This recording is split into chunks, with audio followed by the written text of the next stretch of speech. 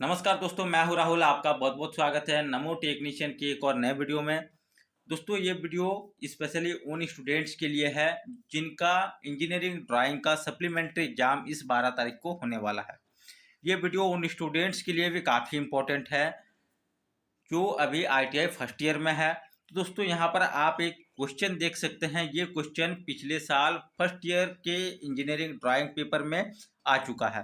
तो यहाँ पर आप एक कवर प्लेट देख सकते हैं। ये एक कवर प्लेट है जिसमें कुछ डायमेंशन वैल्यू लिखा गया है और इस क्वेश्चन में बोला गया था इसमें आपको अलाइंड सिस्टम में डायमेंशनिंग करना है। तो दोस्तों, सबसे पहले इस तरह के क्वेश्चन को सॉल्व करने के लिए हमें अलाइंड सिस्टम को समझना होगा और यूनिट डायरेक्शनल सिस्टम को समझना होगा। तो चलिए सबसे पहले हम लोग अलाइंड सिस्टम को समझ लेते हैं और उसके बाद हम लोग यूनिट डायरेक्शनल सिस्टम को समझेंगे। दोस्तों, यहाँ पर आप एक ड्राइंग भी देख सकते हैं जिसमें अलाइंड सिस्टम में डायमेंशनिंग किया गया है। तो इससे पहले हम लोग जो अलाइंड सिस्टम है इसके कुछ इंपॉर्टेंट पॉइंट्स हैं, इसको समझ लेंगे। तो चलिए सबसे पहले क्या है, देखिए ये जनरल पॉइंट है। ये दोनों सिस्टम के लिए है, आपका अलाइंड सिस्टम के लिए भी है और यूनिडायरेक्शनल सिस्टम के लिए भी है।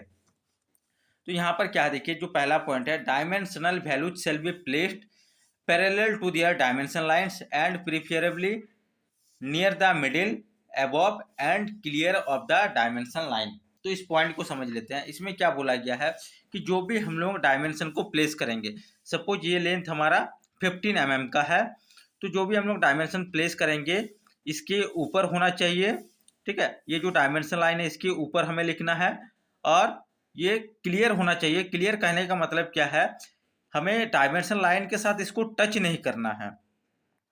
और पैरेलल कहने का मतलब क्या है, देखिए ये जो इसका बेस लाइन होगा ये इस डायमेंशन लाइन के पैरेलल होना चाहिए। इसको हम लोग इंक्लाइन करके नहीं लिख सकते। मान लीजिए ये हमारा डायमेंशन लाइन है और इसमें हम लोग इस तरह से लिख देंगे, वन इस तरह से होगा और ये इस तरह से होगा। तो हमें क्या करना होगा, इस पैरेलल को इसको मेंटेन करना है डायमेंशन लाइन, और जो डायमेंशन होगा इसको पैरेलल हमें लिखना है जब भी हम लोग डायमेंशनिंग करेंगे।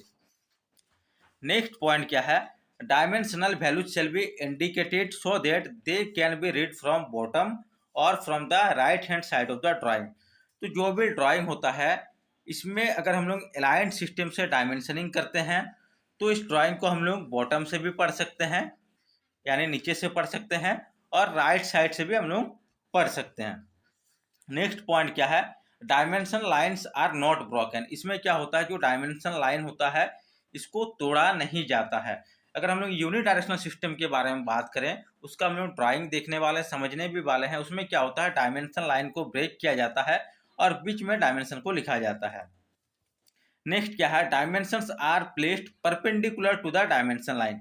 इसमें क्या है, जो भी हमारा डायमेंशन वैल्यू होगा इसको डायमेंशन लाइन के परपेंडिकुलर प्लेस करना होगा, परपेंडिकुलर प्लेस करना होगा। यहाँ पर देखिए ये हमारा डायमेंशन लाइन है, इसके परपेंडिकुलर किधर होगा, इधर होगा, तो यहाँ पे हम लोग डायमेंशन को प्लेस करेंगे। अगर ये हमारा देखिए ये हमारा डायमेंशन लाइन है तो ये डायमेंशन हमारा क्या है, इसके परपेंडिकुलर लिखा गया है। ठीक है, अगर मान लीजिए इस तरह का हमारा डायमेंशन लाइन है, इस तरह का डायमेंशन लाइन है, तो इसको हम लोग इस तरह से मान लीजिए 45 लिखना है, तो इसको हम लोग इस तरह से नहीं लिख सकते, ये परपेंडिकुलर नहीं होगा। ठीक है, तो परपेंडिकुलर किस तरह से होगा, परपेंडिकुलर इस तरह से होगा। ठीक है, ये अगर मान लीजिए कोई डायमेंशन लाइन इंक्लाइंड भी है, यहाँ पर आप देख सकते हैं इंक्लाइंड है, तो इसमें जो हम लोग डायमेंशनिंग करेंगे ये जो हमारा डायमेंशन लाइन होगा इसके परपेंडिकुलर ही हमें डायमेंशन को प्लेस करना होगा। ठीक है, तो इस तरह से अलाइंड सिस्टम में डायमेंशनिंग किया जाता है। नेक्स्ट हम लोग देखेंगे यूनि डायरेक्शनल सिस्टम। दोस्तों, ये है यूनि डायरेक्शनल सिस्टम। इसमें क्या है, देखिए all dimensions are so placed that they can be read from the bottom bottom edge of the drawing sheet. यानी इसमें जब हम लोग डायमेंशनिंग करते हैं तो ड्राइंग को सिर्फ हम लोग नीचे से ही पढ़ सकते हैं। The dimensions lines are broken near the middle for inserting the dimension. इसमें क्या होता है, जो भी डायमेंशन लाइन होगा, दोस्तों ये डायमेंशन लाइन है, डायमेंशन लाइन को ब्रेक करके यहाँ पर आप देख सकते हैं बीच में तोड़ा गया डायमेंशन लाइन को, और बीच में हम लोग डायमेंशन वैल्यू को लिखते हैं, और ये एकदम मिडिल में होना चाहिए, यानी एकदम बीचों बीच होना चाहिए। इसमें क्या होगा, देखिए इसमें जितना भी डायरेक्शन होगा डायमेंशन वैल्यू का एक ही डायरेक्शन में होगा। यहाँ पर आप देख सकते हैं 40 जो लिखा हुआ है इसका डायरेक्शन किधर है, अपवर्ड है। 20 का भी अपवर्ड है, 15 का भी अपवर्ड होगा, ये इस 15 का भी अपवर्ड। यानी यहाँ पर यूनिट डायरेक्शनल में क्या है, जितना भी डायमेंशन वैल्यू होगा इसका डायरेक्शन एक ही डायरेक्शन में होगा। लेकिन जब हम लोग अलाइन सिस्टम पढ़े थे उसमें क्या था, उसमें जो डायमेंशन वैल्यू था सबका डायरेक्शन अलग अलग था। ये अलाइन सिस्टम का ड्राइंग है, इसमें आप देख सकते हैं इसमें क्या है, इसका डायरेक्शन 25 का डायरेक्शन इधर है, 45 का इधर है ना, 35 का अपवर्ड है, इसका इधर है। तो इसमें डायरेक्शन अलग अलग हो सकता है। लेकिन अगर हम लोग बात करें यूनिट डायरेक्शन के बारे में, तो यूनिट डायरेक्शन में हमारा जो लाइन होगा, हमारा जो डायमेंशन लाइन का डायमेंशन वैल्यू का डायरेक्शन होगा वो एक ही डायरेक्शन में होगा। ठीक है, नेक्स्ट हमें क्या ध्यान देना है, इसको बॉटम से पढ़ा जाता है और डायमेंशन लाइन को ब्रेक करके बीच में डायमेंशन वैल्यू को लिखा जाता है। अब हम लोग जो पिछले ईयर में क्वेश्चन आया था उसको देखेंगे।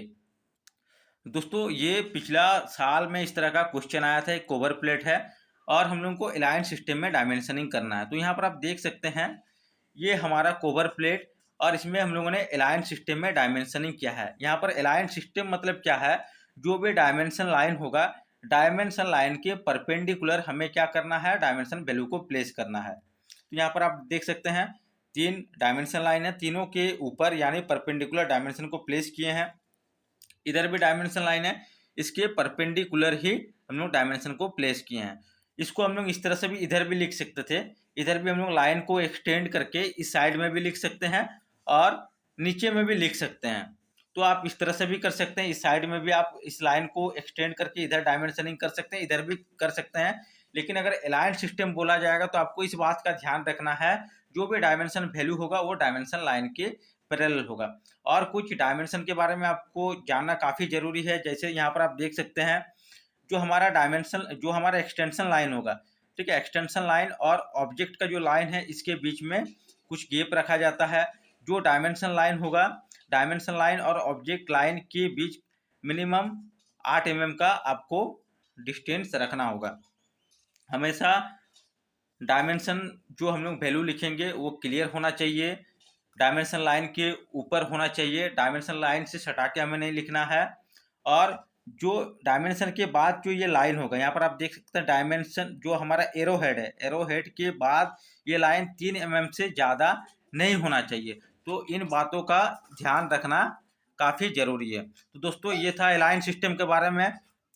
अगर आपको ये वीडियो अच्छा लगा, वीडियो को लाइक ज़रूर कर दीजिए और अगर आपका सप्लीमेंट्री एग्जाम होने वाला तो चैनल को सब्सक्राइब करके ज़रूर रखिए, क्योंकि लगातार मैं इस तरह के वीडियोज अपलोड करता रहूँगा जिससे आपको एग्जाम में काफ़ी मदद मिलने वाला। तो मिलते हैं नेक्स्ट वीडियो में, तब तक के लिए धन्यवाद, जय हिंद।